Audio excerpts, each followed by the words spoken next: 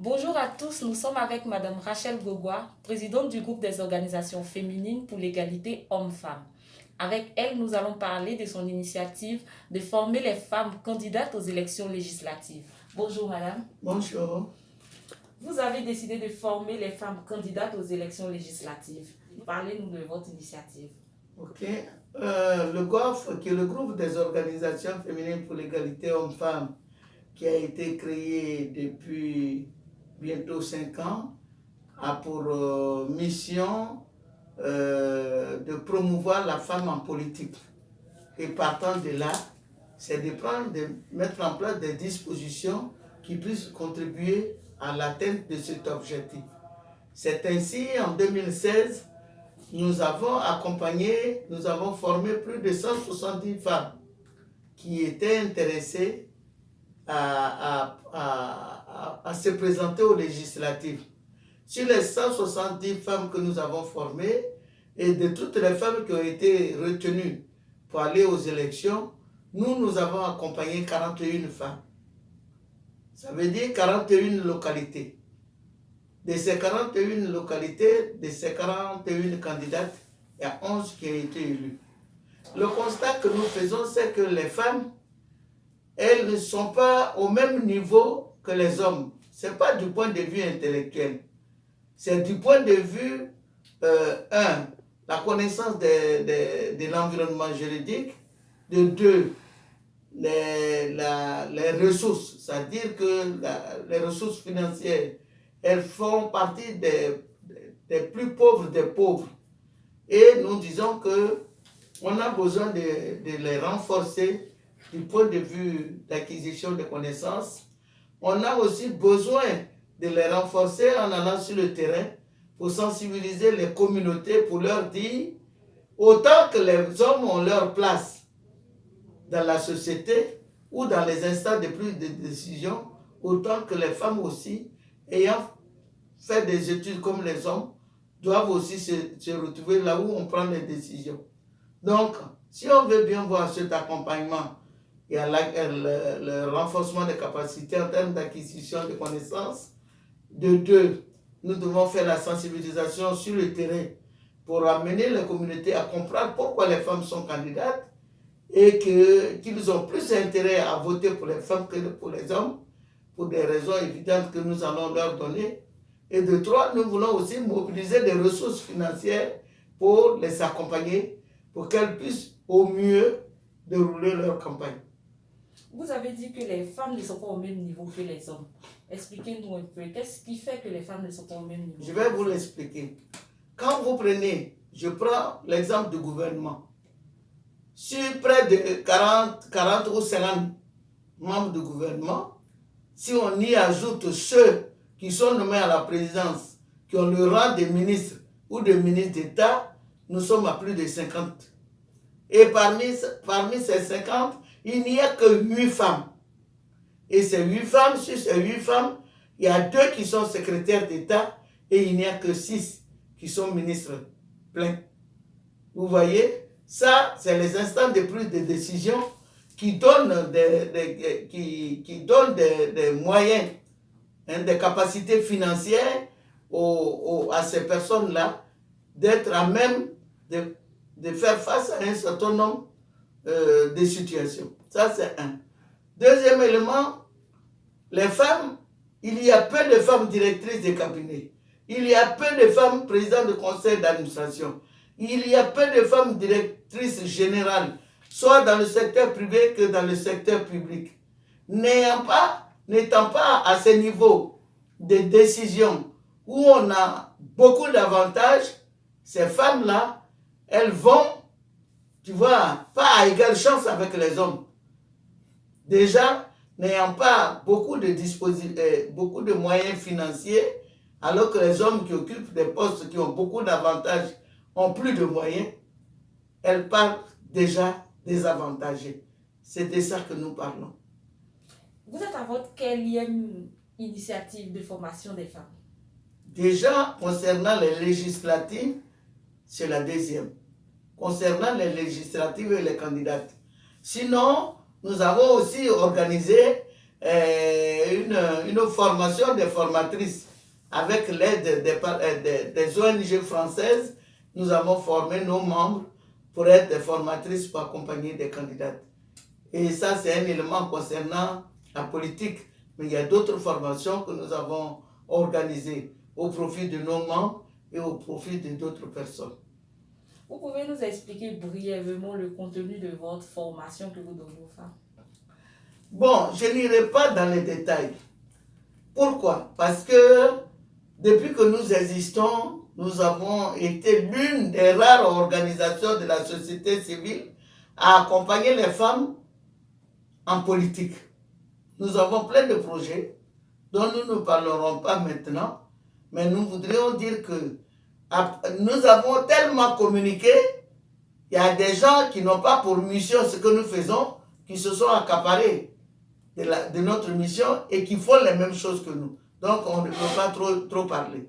Ce que nous pouvons dire, c'est qu'elles ont besoin de connaître l'environnement juridique des élections. C'est-à-dire quelles sont les dispositions légales qui existent dans lesquelles il faut entrer pour pouvoir participer aux élections. C'est un élément fondamental. La deuxième chose, il faut connaître les institutions. La troisième chose, il faut connaître le rôle d'un député. Est-ce qu'un député est un maire? Est-ce qu'un député est un conseiller régional? Est-ce qu'un député est un ministre? Ils doivent connaître le rôle de député pour savoir à quoi s'en tenir. Est-ce que les femmes écoutent toutes vos actions que vous menez? Oui, je dis oui. Nous étions là l'autre jour en réunion quand des femmes nous cherchaient. Nous, on ne savait pas que les femmes ont entendu parler de nous. Elles étaient à notre recherche. Et d'après les témoignages que nous avons, nous sommes l'une des rares organisations qui est reconnue par ses capacités dans ce domaine. Et les gens nous le rapportent. Donc, nous profitons de votre passage pour lancer un appel aux femmes candidates, aux femmes qui désirent se présenter, que le GOF est là, elles peuvent venir s'inscrire. Et le numéro, c'est 48 39 09 02 ou 47 79 24 56 ou encore 48 68 88 86. Nous sommes à leur entière disposition. Le plus tôt serait le mieux. Et la différence de cette année, il y en a qui viennent déjà, qui sont certainement candidates indépendantes, mais au niveau des partis politiques, c'est maintenant l'arbitrage. Les arbitrages sont en train de se faire. Il y en a qui sont sur le terrain, qui sont en train de faire leur dossier, compte tenu du délai court, compte tenu du délai relativement court. Les gens, en tout cas, ils sont au four au moulin. Nous allons faire notre formation dans la dernière semaine du mois de janvier pour leur permettre, parce que nous-mêmes nous devons aller sur le terrain, eux aussi doivent aller faire leur campagne. Est-ce que les femmes sont vraiment actives sur le terrain politique? Oui. Oui. Oui, elles sont actives.